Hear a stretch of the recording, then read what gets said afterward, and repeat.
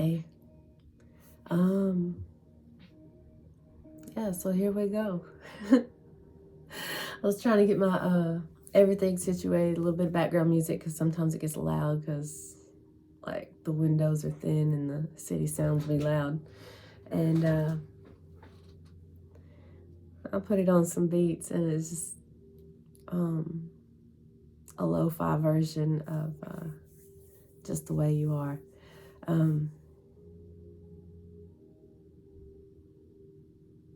I don't even know if that's the name of the song, but it just reminded me that I'm amazing just the way I am, and it's sweet. Yeah. Because this is challenging for me, to open up and be vulnerable, which is my basic assignment. Rayma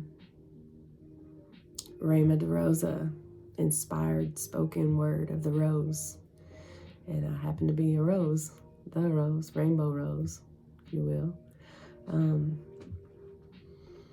So here I am, and it's kind of funny how I got here with this.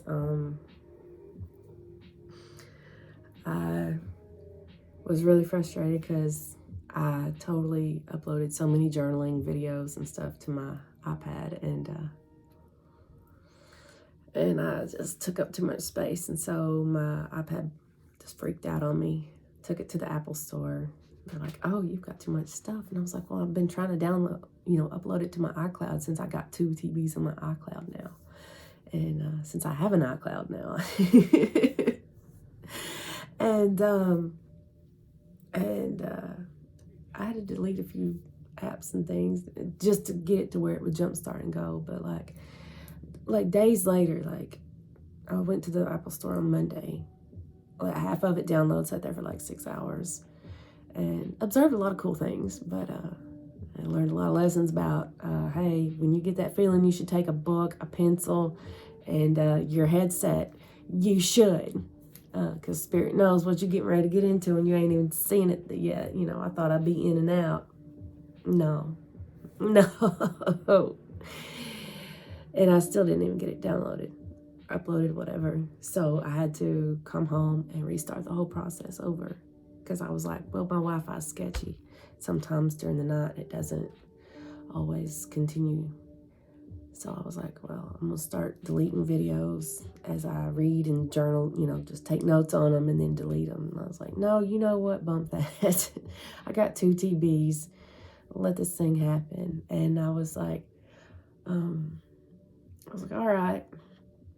right, universe, God, I call it God just because it's that simple for me. I've always called it God growing up, but it's more than just like, it's not your Judeo-Christian God. It's all my spirit guides, all my ancestors, all my team, all the, it's Jesus, Mary Magdalene, Mother Mary, it's Father God, it's Mother God, it's everybody. So I have a whole team here, and so I just call them God because it's easy.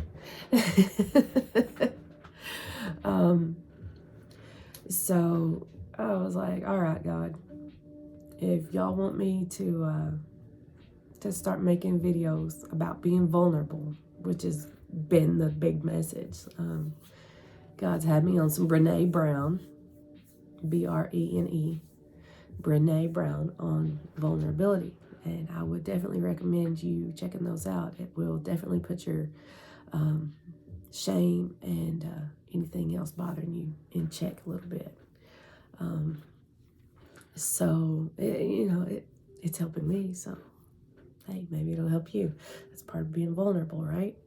So anyway, I was like, all right, I'm sick and tired of waiting for this shit to upload. It's been like 3 or 4 days and I've still got the thing plugged in. I'm still waiting on it. And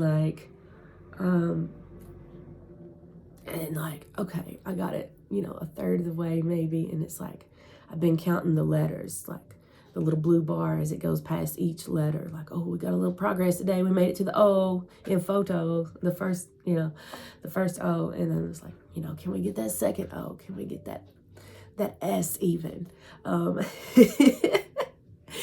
And I was like, you know what? Bump that. Like, I feel like for the past, 3 years, God's been trying to get me to speak out, to talk more, and to really speak my heart and be vulnerable with people, open my heart back up. And because it's healing, when somebody's vulnerable, it's like, oh, you got a crowd in the back. It's like, oh, I thought I was the only one going through that. Oh, me too. I know. I'm not alone now, and it's comforting and it's encouraging. And it's like, oh, well, shit. If that person got through it, then I can get through it too. Maybe not exactly the same way they did, but I can. There is a way through this. And so that's what Rima DeRosa is about being the inspired spoken word of the rose, which is me. And, I'm one of many.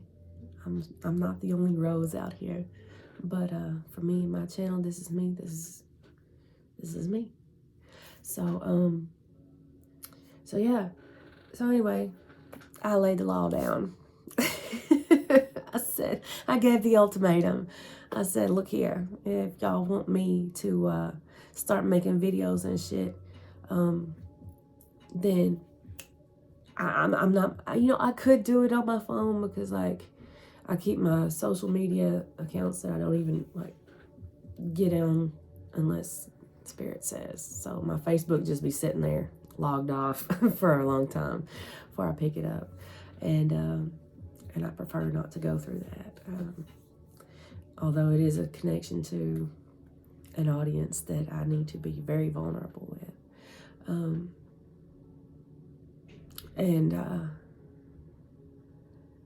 And so anyway, I was like, I'm not going to do it on my phone.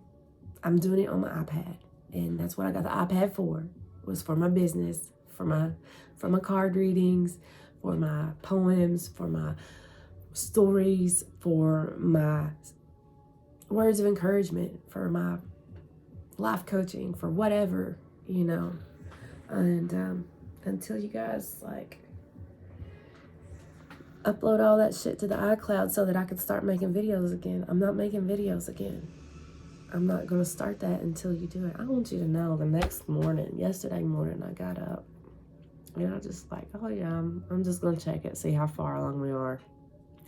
Updated just now. Like, what? Like, they were serious. I was serious and they're serious too.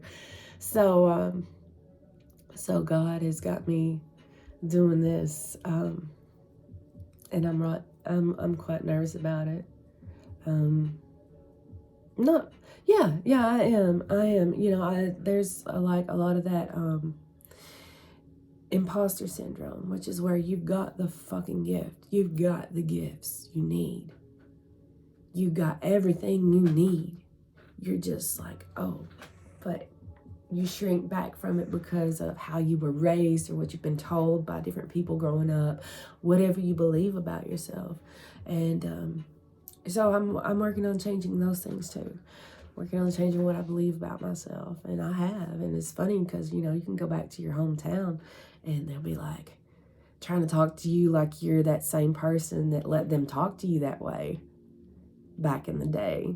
And it's like, I don't know who the fuck you think you're talking to, but you need to check yourself. You need to check yourself before you wreck yourself. I don't know who you think you're talking to,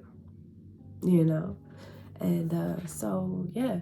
So, like, you guys you don't know me. You never knew me in the first place. I had to, like, squish myself down so that other people wouldn't be intimidated by me growing up. Because I am very gifted and very talented and very, I've been through some shit, and let me tell you, I'm still here. I'm still alive. Sad thing, my family didn't survive it, but by God, I'm here. And I'm taking on whatever comes at me, one thing at a time, I've been through a lot of things here, especially in the past couple of years. And I'll get into that later. But yeah, just being vulnerable and letting people know, hey, I'm a real person too, you know. Like, I don't know, you know, a lot of this is, you know, it's I'm trying not to direct too much of it to the place where I grew up and the people where I grew up. But, you know, I really did. I dumbed myself down. So, you know, I learned in middle school that, oh, just because you know the answer doesn't mean you should raise your hand, you know, because people are scared and intimidated by people that they think are smarter than them. Why? I don't know. I want smarter people in my circle. You know, I want people I can learn from in my circle. I don't want to be the smartest one in my group, because when I'm the smartest one in my group, or the most intelligent one in my group, or the most mature one in my group, I've outgrown my group. I need a new group. I need somebody that's went on ahead and they're at a different upper level. You know, they're on the next level. I need next level people in my group. You know, so like I'm not going to be associating myself with a whole lot of these people that stay down here. You know, we're not staying down here. Like, I can't grow with people that I've got, you know, taller than. You know, it doesn't make sense. Like, that's what breeds stagnation. Spiritual, physical, mental, emotional, on every level, even sexual. And financial. You know, don't be afraid to move. Don't be afraid to move. You can start over anywhere. If I can start over anywhere, anybody can start over anywhere. If I can go through the shit I've been through and start over anywhere, rock bottom, and, you know, work my way up, so can anyone else. You know, there's no excuse. There's help out there. You just got to find the right place. You got to follow your heart, follow your gut to the right place. And it may not always make sense. Like, I never thought I'd be like, you know, currently I live in Salem, Massachusetts. I never in all my life thought I'd be living here. Why? It's cold. I hate the cold. My hands and my feet do not work well in the cold. I've done roughed my body up enough where they don't work like that in the cold. Like, I had my sandals on yesterday and it was nice until that fog rolled in. And then like 10 minutes later, I'm like, hey, it's been nice talking to you, but I got to go home because I can't feel my feet. You know, I'm going to have to walk funny all the way home. And yeah, I have a home, you know. I didn't reach out at first, but thank God this cop was like, hey, we see you, we know you need to get your tags taken care of. And that's what started the whole thing. And I was like, I don't know where to start. It's COVID. I don't know how to get to the DMV, or what RMV is, I think is what they call it up here. And you know, I don't know how to do any of this. And he's like, oh, well, you can go to LifeBridge. This is a shelter. This is a day center where they can help direct you and help get you your appointments and whatever you need to get going. Because I was working, you know. I rolled into town up here in Salem on a Wednesday. Friday, I had a job at an organic cafe where I could eat healthy food, and I had a deeply discounted price and still be getting paid. I ain't gonna lie, a lot of that money went to went to parking. And never in all my life have I paid parking to go to work, but here in Salem, it's a thing. Yeah, parking is an issue here. And so I started out with that. Monday, I started work, and I've been working ever since. I took 2 weeks off between jobs, and then I continued working. I started working at a tavern, and it's become, you know, I worked through October here. You know, that gets you clout. You know, it's one thing to be living here and be a tourist here or whatever, but when you say you live here and you survived October at one of the busiest restaurants in town, you know, you get a little respect from the locals, from the people who've been here all their lives. And that's the way you do. You just work your way up, and you work through it. And so I've been at the same job. I actually picked up a different job in-house. So I bus and I bar back right now. That's my job. That is my regular, I go work, they pay me money job.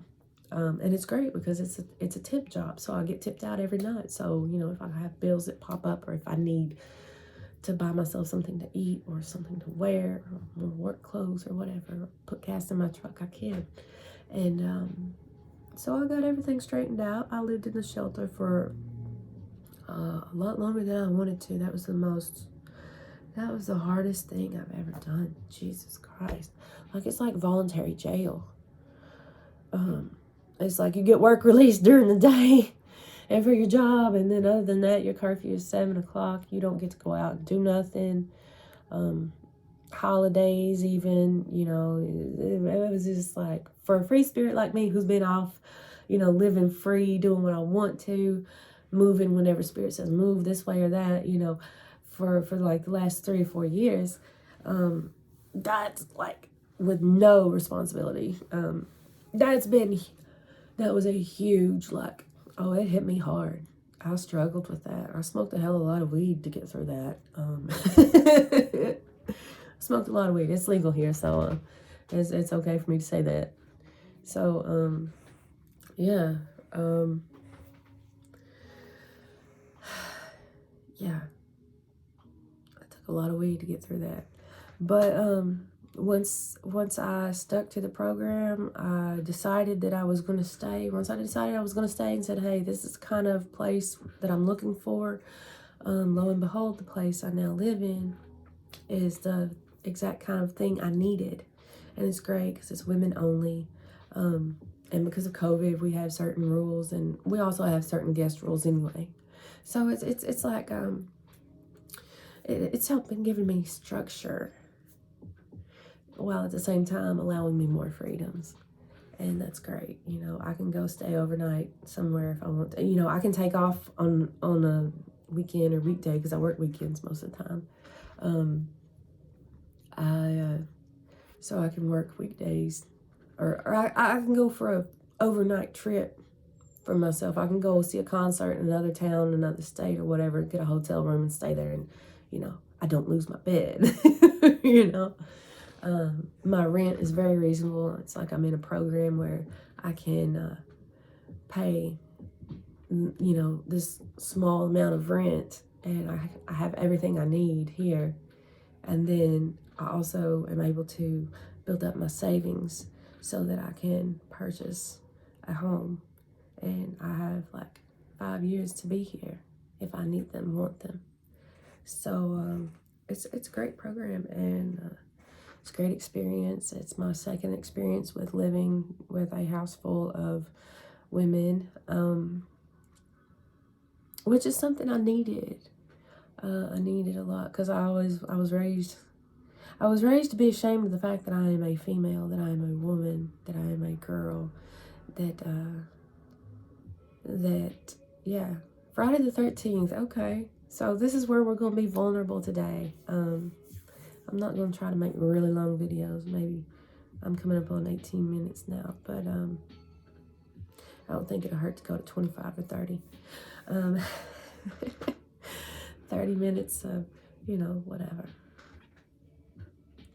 You can watch it or not watch it as you see fit, but okay. It's Venus Day. It's Friday the 13th, a day of honoring the women, the 13 lunar cycles.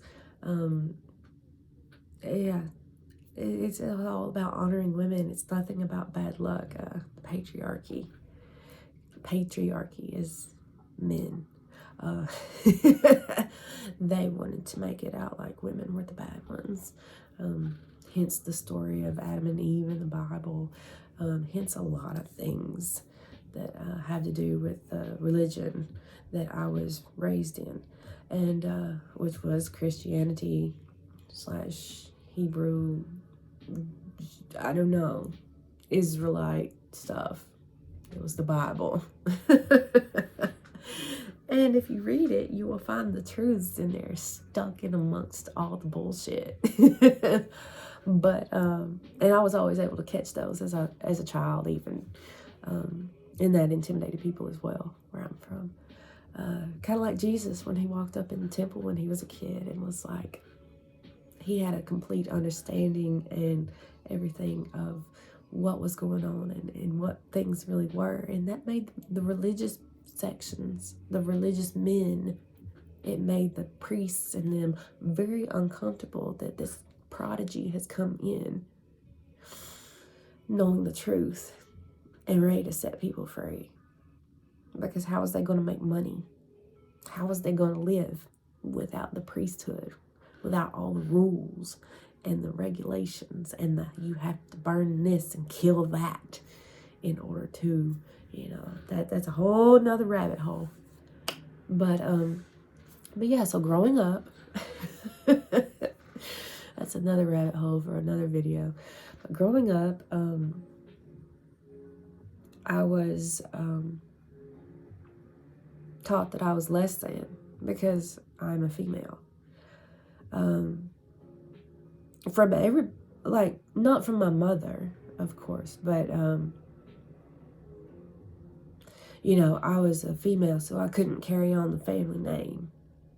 Even though I am the firstborn. Even though I am the only one left.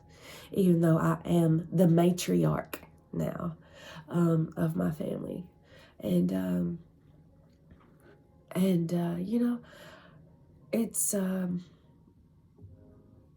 it's funny in a sad way, but they dumbed me down. I have a double name. My name is Mary Todd. That's first and middle. And so growing up, until I hit puberty, and they could no longer deny the fact that I am a female because I started blossoming out, they called me Todd. They would not acknowledge the Mary, the feminine, divine name I had. They insisted on calling me Todd. Hey, Todd. Because they wanted me to be a boy. They raised me like a boy. I was the only granddaughter on both sides. And you would think that would have, that somebody would have put me in dresses and this and that. No, honey. I grew up on the dirt bikes and playing in the dirt and doing all the boy things with the boys and adventuring and stuff. And don't get me wrong. I love that shit. I love it. But at the same time, it was just not being accepted for who and what I am. So from the get-go, I've always had that deep-seated rejection. You're not a man. You're not worthy. A sense of unworthiness with that. You're not worthy of carrying on the family name. Look here, bitch, I'm the only one alive carrying on the family name. My last name is my last name, and I'm keeping it. I don't care if I wind up getting married later. I'm keeping my last name. I might add a hyphen and somebody else's name to it, but the only time I ever dropped my maiden name was when I was married, and it's because I hated it at the time. I was so ashamed of who I was at the time and what I had grown up in. And it's not that there wasn't greatness in my family. My mother was amazing. Even my dad was amazing on his good days. And we ministered. We spoke life to people. We encouraged people. We were real with people. That's what we do. And my brother was the same way.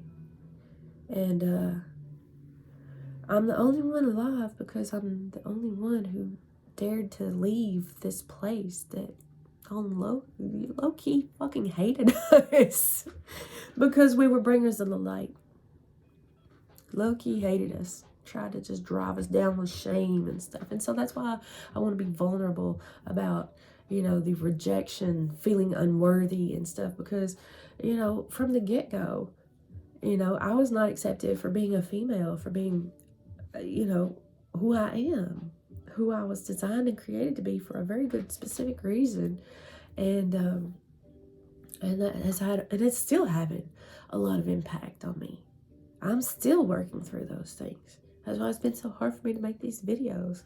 It's like, I should make a video about this, and maybe I'll make one, but I'll keep it private, and post it. So Spirit's like, it's time. You got to come out now. And, you know, it's not always been a positive thing in this life or any other lifetimes that I've lived, to come out with the truth and say these, say these things. But here you go, here we go. Here we go. So yeah, so it was a big challenge for me. I went to discipleship school a couple years ago in California, and that was my first experience living with females, because I was always raised with the boys, run with the boys, we do the boy things. Even on the street, I was like Mother Mary and, Sister Mary Magdalene. I was like a sister. So like I ran with the boys, I helped the boys, I helped a lot of boys, young men that came off of Murder Mountain, with their PTSD from the shit that they had seen up there, and even been a part of, and had made it out alive. I helped them when they came back. I was there to embrace them, to be the mother that their mothers obviously couldn't be there for them. Not just being a mother, but being a sister, being a friend, being that nurturing energy, that healer. I am a healer. And so, I got a lot of people that, holler back at me. And the same goes for my dad, for my mom, and for my brother too. I get feedback from years ago, like, oh my God, there was a time when your mom, your dad, your brother saved my life because of what you said or because of what you did. And it changed my whole entire everything. And I'm like, wow. So if I can have an impact like that just on regular everyday level, then, why not put it out here for people? Just by being me, just by being love, and being unconditional about it too. So yeah.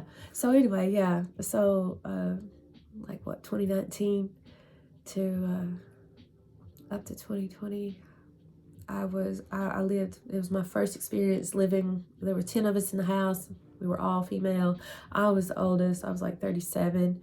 And and I was, like, my two roommates were 19 at the time. And so, and, they had, they're my sisters. They're some of my closest people. And so I got to experience living with all that feminine energy. And it's really helped heal a lot of wounds that I had with the feminine. Wounds that were within myself, wounds that were inflicted from others and my environment growing up. Because don't get me wrong, my mother she did the best she knew how, and that woman is the embodiment of unconditional love. She may not have gotten everything right. Of course, none of us do, but her intentions and her heart was always right. And she impacted a whole world by the things that she's done and said. And yeah. So now I'm living in a house, similar living situation, except now I have my own room. I don't have like roommates. We're not all crunched in. And I have my own separate room. And there's like 21 of us here, I think. And we live all in this house, and we share, common areas, kitchen, dining room, parlors, that sort of thing, the courtyard outside. And it's great. It's great being around feminine energy. Excuse me. But don't get me wrong, I do miss, the masculine energy. So I'm glad to go to work, and there's like a kitchen full of masculine energy. and just the balance, and having friends that I can talk to that are male, they're masculine, And even, we all have masculine and feminine energy in us. We all have both in us. And it's like when we get those balanced, we're not too this way or we're not too that way. It's when we get that balance that it's really nice. I'm usually a swinger when it comes to that. Like I swing from one extreme to the other. But I'm learning balance, and it's very nice. It's nice to be able to combine the masculine and feminine and feel whole within myself. See, that's where people go wrong a lot of times, is they think, oh, somebody else is gonna make me feel whole. Their masculine matches my feminine. No. Get it all straight within yourself first, and love yourself first. And then you can meet people who are the same, who have integrated and balanced their masculine, feminine energies, and who love themselves and create strong and healthy boundaries and do the right thing for themselves. Because if they can't do that for themselves, then why do you think, or how can you expect them to do it for you? Don't get me wrong. I've been that person to do for everybody else and leave myself out. So I get that. There's that point of view as well. But eventually you're going to burn out. You're going to burn the fuck out. And you can't really help yourself or anybody else when you burn out. And that's just, that's the biggest lesson in my life right now. The past couple of years have been like, hey, you got to just like set everybody else aside and work on you and love you and take care of you and do for you what only you can do, and not expect anybody else to be that or do that for you.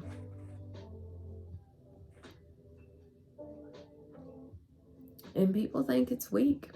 Some people see what I'm doing with my life as weak. Oh, you're running away from this. You're running away from your responsibilities as a mother, as, whatever. And I'm like, no, I'm not. I am facing my responsibilities as a mother head the fuck on. Because look, if I don't learn how to do this and teach my children how to do this and break all these generational curses off of like both sides, if I don't show my kids the way by example, then what kind of blueprint are they going to have? A codependent, so toxic environment. Like, no, we're not carrying that into the future with us. The shit stops with me. It stops with me. And so that's what you got to decide. All the pain and the hurt that you might have grown up in, all the weird stuff, even though a lot of stuff was good, there was like the bad stuff was like really fucked up. That's stuff that we got to correct. It's our responsibility to correct that and to prepare a better future for our future generations. What I'm doing in myself, in my life right now, is going to affect everybody that comes after me. And it's affecting the people that have come before me. It's healing generational wounds. So, and I'm also healing my own karmic wounds and things from past lives. And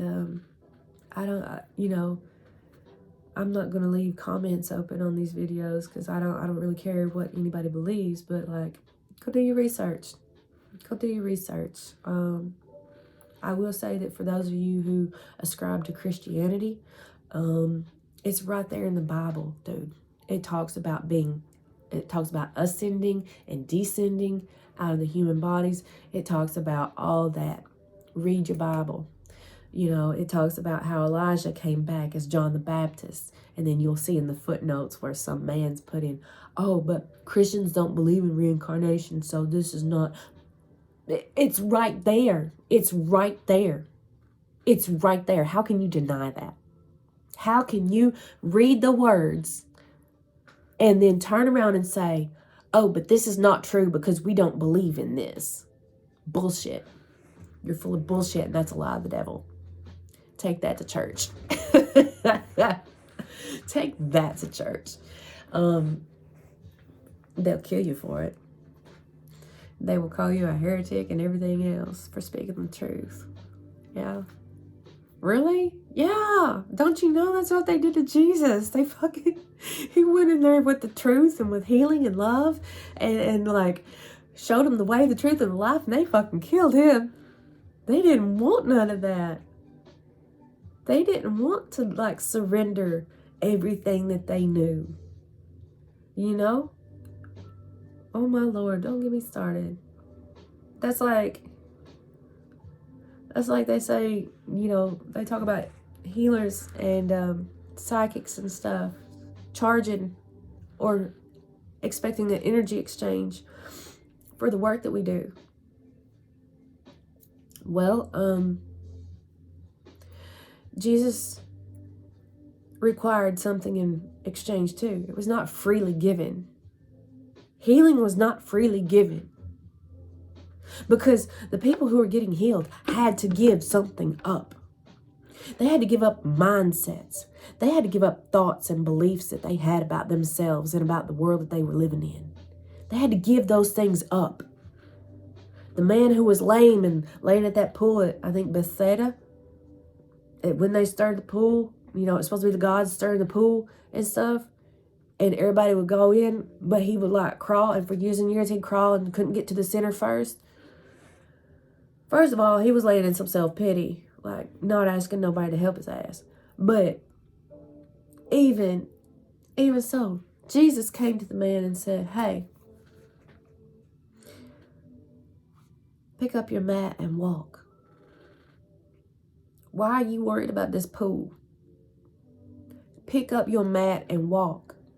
And in that moment, that man had to decide whether he was just going to brush Jesus off and lay there in his fucking misery, or if he was going to believe that this man, whose energy he could feel, whose truth, love, and light he could feel, he knew he was a man of God. He knew he was at least a prophet. Told him to take up his mat and walk. He's like, he would not have told me to do so if I couldn't do it. And so he had to give up the whole mindset that he could not do something.